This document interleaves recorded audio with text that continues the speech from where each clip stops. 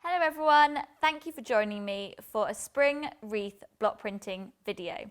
I'm Tess from the Arty Crafty Place and I'm going to show you how to print your own Spring Wreath tote bag.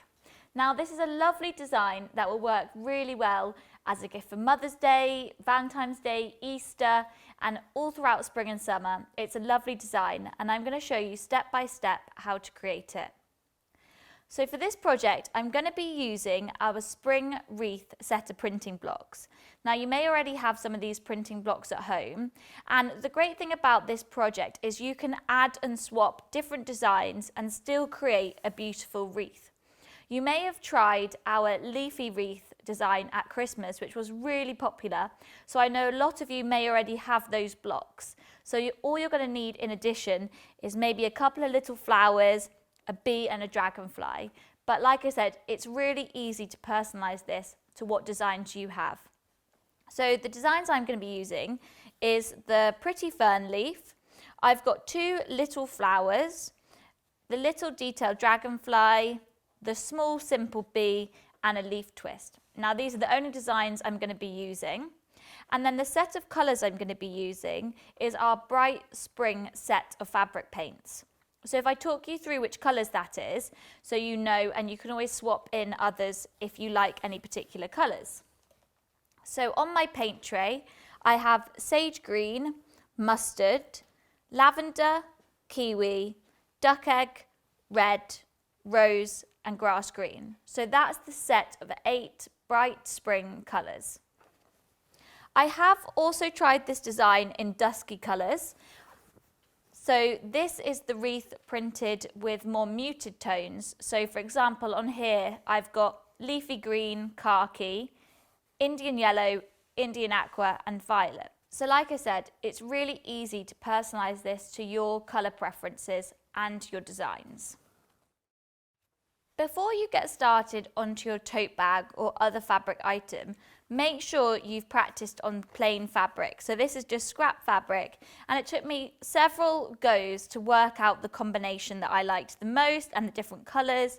So make sure you practiced it because it is a nice circular design. Sometimes you can have little slip-ups or put a block in the wrong place.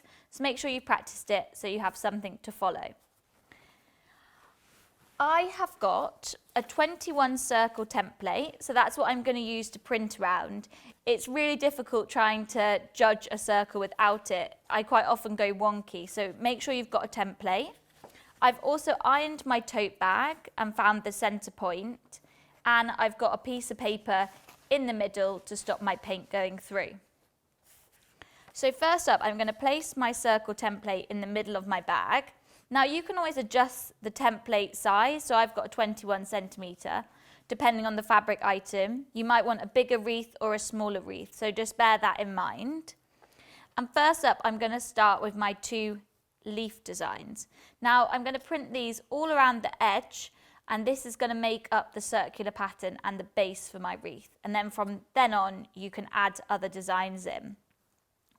For this, I'm going to start by using my pretty fern leaf, and I'm going to print this in grass green, khaki and sage.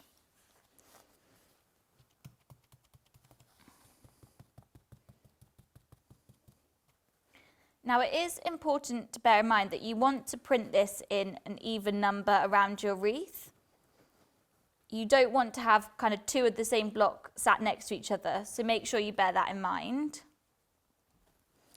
So first up I've got sage, then I'm going to go with my next leaf design in kiwi, and I'm going to keep alternating so I don't have the same 2 colours next to each other.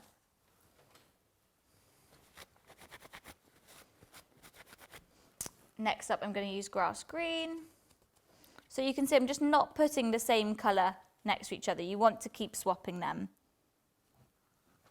And I'm just evenly spacing these around my circle template. So now I've used my 3 greens, I'm going to swap back to the beginning. So for this one I'm going to use sage.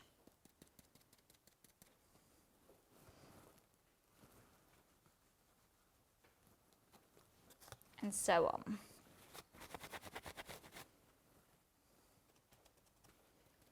these colours are really bright and fresh and not ones that I use that often. I'm more drawn to the dusky colours, but it's lovely trying the brights. And these work really well for spring and summer. Next up I've got grass green.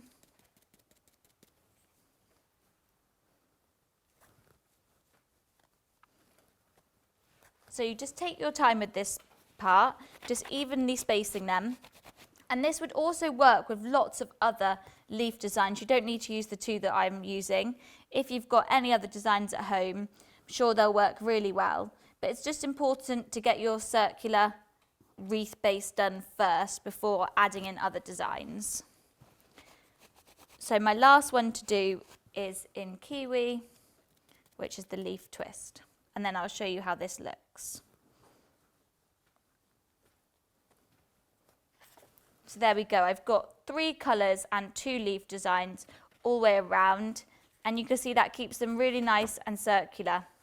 So I'm very happy with that. And then next up, I'm going to do my bee. So I'm just going to print the bee in mustard and I'm going to start filling in the gaps. As you can see here on my practice piece, I printed the bee 3 times. So you can see how many times you want to do it. I didn't want to print it in every gap, as I thought that would be a bit too many. So working around the wreath, I'm going to add a few bees.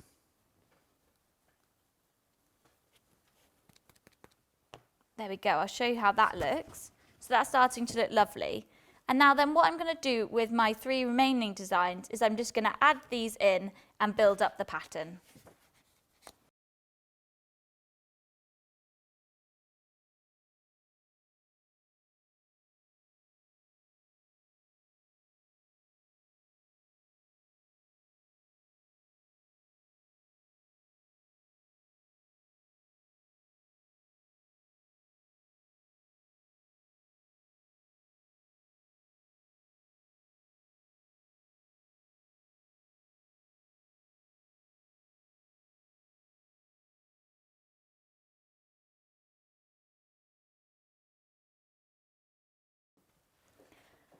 So I have now added all the designs to my wreath and you can see I've kept changing the colour, making sure I printed each design in every colour, and that really adds to the effect.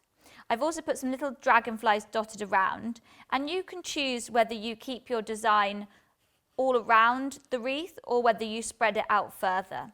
Now the last design I'm going to add is this little dot block, which you may remember at Christmas we used as a little festive berry, but this is really lovely for adding a little bit more detail to your wreath. So I'm just going to add this as the final block all around the wreath in different colours.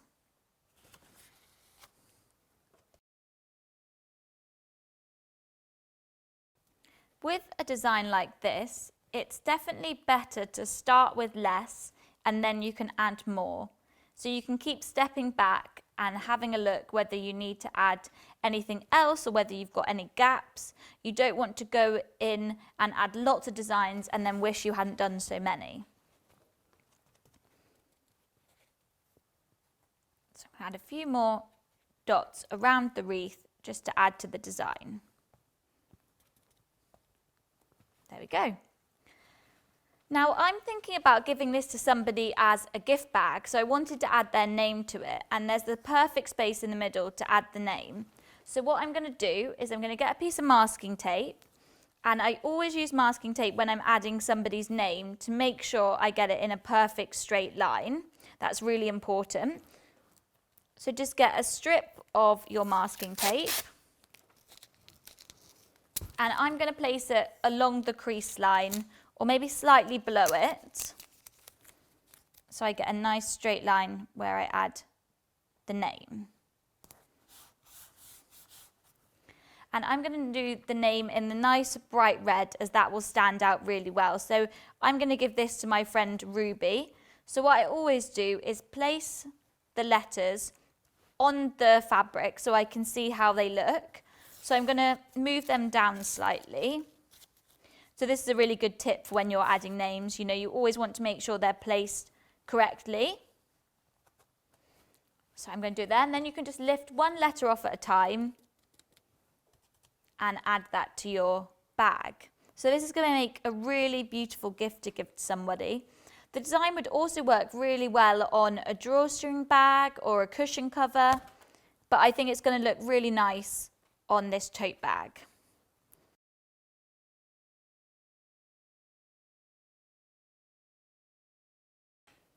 And there we have it. I've added the name Ruby, and then you can choose whether you want to add any additional prints. So I might add a couple of bees just to fill in the gap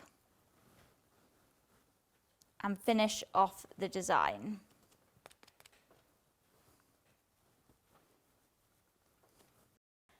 And there we have my beautiful finished spring wreath design, and this is going to make a lovely gift for my friend Ruby.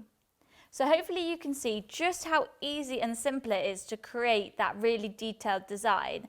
I think it's quite deceiving because when you first look at this, it looks like it might be quite complicated and it might put you off.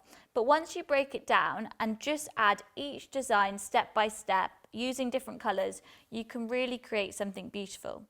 So hopefully you'll have a go yourself and print yourself a spring wreath. Thanks for watching.